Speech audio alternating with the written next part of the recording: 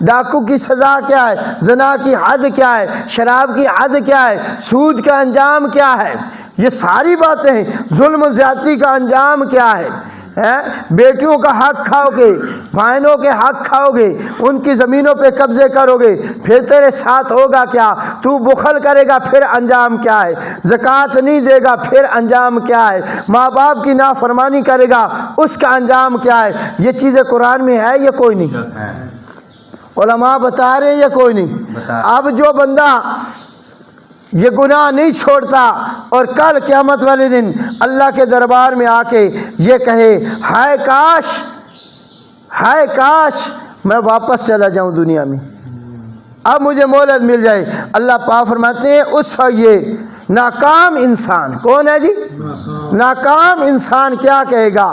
حسرت کے مارے کہے گا یا لیتنی قدمت لحیاتی، ہائے کاش میں اس زندگی کے لیے کچھ کر کے آتا، اس زندگی کے لیے دنیا میں کچھ کر کے آتا۔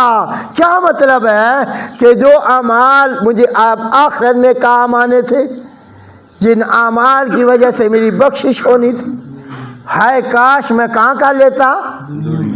لیکن آج میڈیا کے ذریعے، تبلیغ کے ذریعے علماء کرام آپ تک آواز پہنچا رہے ہیں یا نہیں پہنچا رہے؟ پوری دنیا تک آواز جا رہی ہے یا نہیں جا رہی کہ اللہ کا قرآن کیا کہہ رہا ہے؟ کل گناہگار، کافر، منافق، ناکام انسان نے اللہ کے دربار میں کھڑے ہو کے کیا کہنا ہے؟ ہائے کاش میں دنیا میں نیک اعمال کر لیتا، دنیا میں نیک اعمال کر لیتا۔